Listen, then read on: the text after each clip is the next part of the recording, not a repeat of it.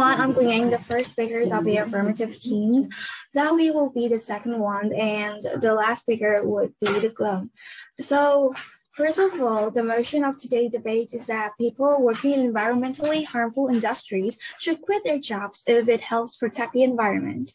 So first, I would like to give some definitions. Harmful industries are companies and activities involved in the process of producing goods for sale that harm the environment. And second, environment is the air, water, and land in or on which peoples, animals, and plants live. So into my arguments. First, people work in environmentally harmful industries will threaten the environment. The economy can grow, but the environment will be worse. And if the environment is worse, people can't live and work there for a long time and be sustainable. The most obvious proof of that is Vietnam. In recent years, the economy of Vietnam has grown really fast, but large cities such as Hanoi, Ho Chi Minh City have been polluted very hard. According to the study, there are 16,000 people who die each year due to air pollution in Vietnam. Also, Hanoi is ranked the 150th in the list of the world's most polluted cities and was the sixth most polluted city in Southeast Asia. And also people might lose their job, but with a better environment, they would find tons of other jobs to make money. So this is the end of my speech. Thank you for listening. Thank you, everyone. I'm Ben, and I'm very excited to be speaking to you today. I am on side negative against the proposition that this House believes workers in fossil fuel industries should quit their jobs to help the environment. We would like to make a small tweak to the definition, that being that a worker working for companies which profit from CO2 emissions should resign from their jobs. Just clarifying that it's working for companies that really profit from CO2 emissions. Okay, now into my speech. You will hear a lot of, facts and arguments from both sides today in the next little bit about the fossil fuel industries and a lot of moral reasoning behind whether or not it's okay to resign, to expect everyone to resign. But basically, we just want to clarify what we on side negative really believe.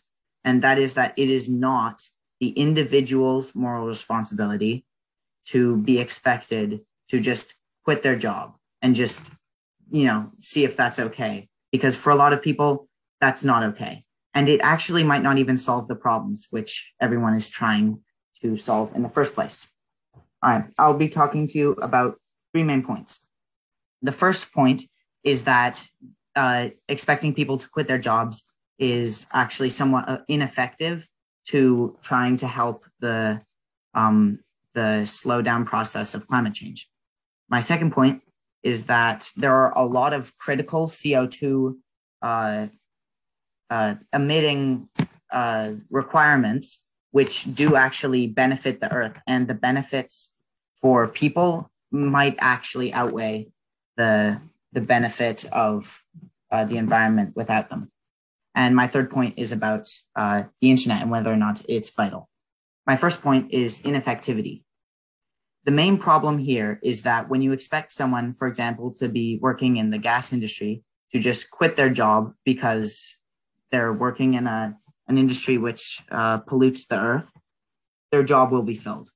Someone on the other side of the earth who is making minimum wages is going to come and they're going to be an oil lord making millions upon millions of dollars because that is more money and people really like money.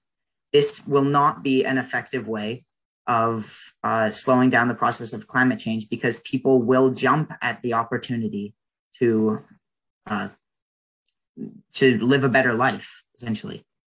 As well, the production of AI could lead to a lot of jobs being filled with AI anyway. So we might not need people to be working a lot of these jobs. So if we can just stop that, that would be more effective. As well, we are seeing now in Ukraine that there are a lot of positive uses for CO2. A lot of their military requires CO2. I mean, Ukraine would be part of Russia right now, if not for a lot of these really vital things which they're using. And I mean, that's not good. I think there are a lot of really good uses for CO2 that this proposition will be ignoring. Thank you very much. Hello, judgment and the opposing teams. I am Huy, the second speakers of the affirmative teams. And first, I want to rebuttal the first speaker of the negative team, that you say that the people on the other side of the earth can come to somewhere to make oil and make $1 billion or million of dollars. So you say that people very like money, but I don't think that everybody love money, because some of them will want to do a good job to helping the poor people than making money. So I will have two main arguments.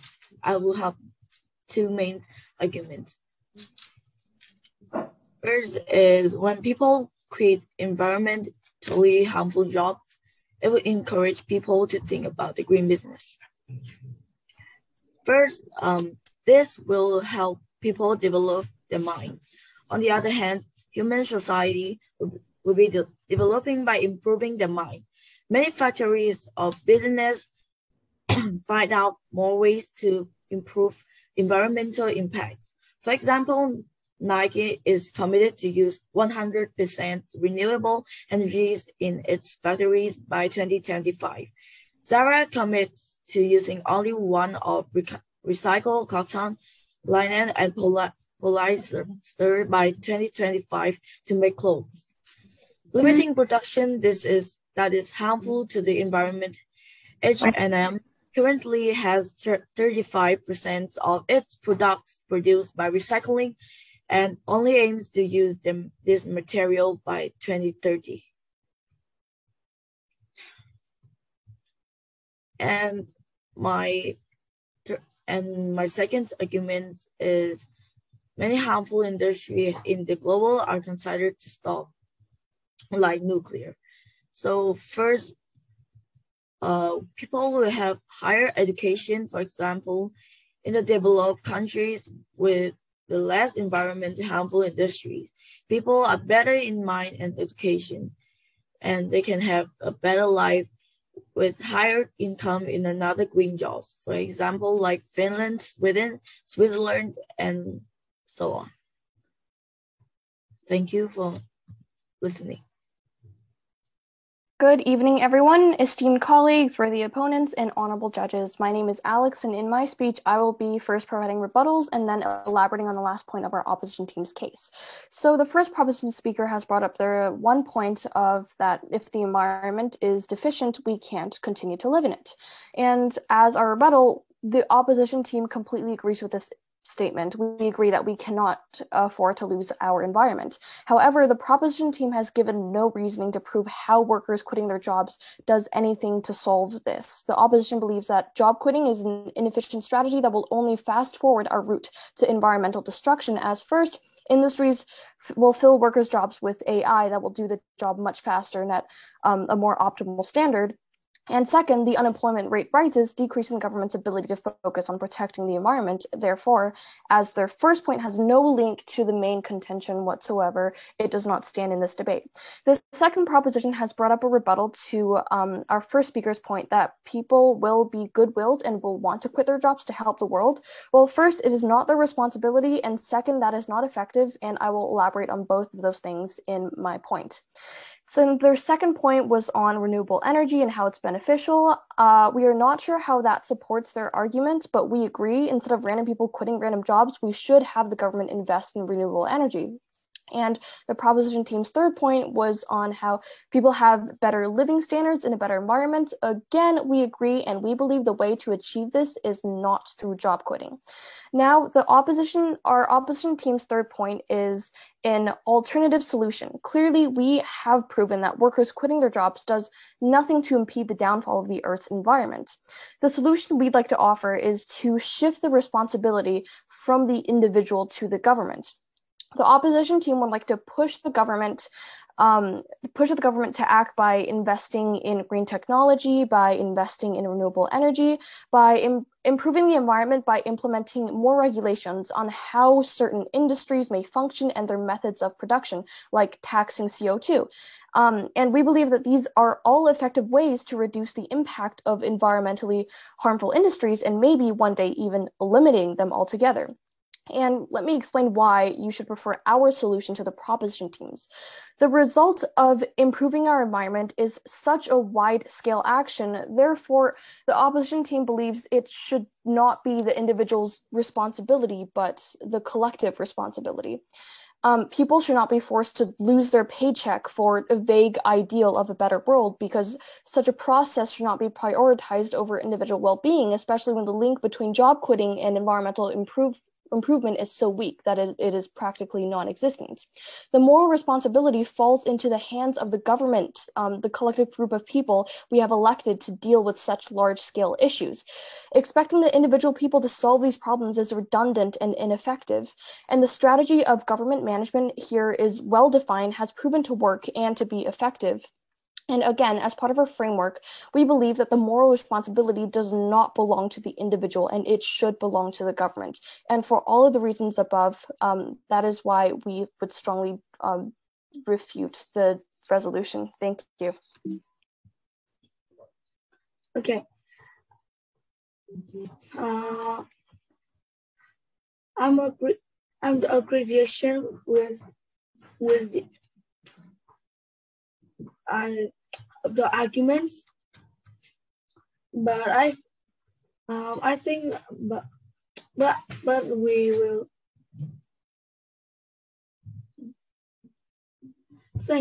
will thank you for yours, but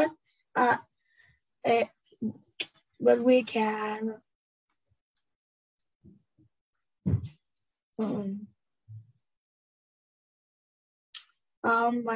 I'll summarize this. First of all, the first speaker has said that people working in environment harmful industries will threaten in the environment. If the environment will worse, the people can live and work there for a long time and be sustainable. Also, people can find other jobs to make money.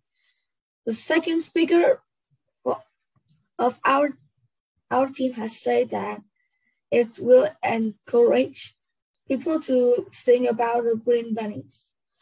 He gave examples from companies and which commit and currently use clean resources. Also, people will have higher education. But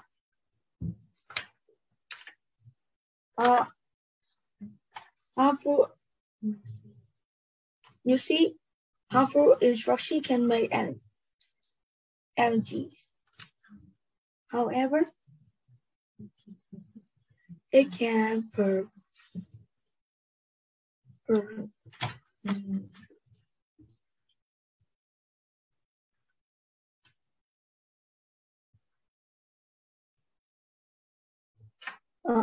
energy can affect the environment.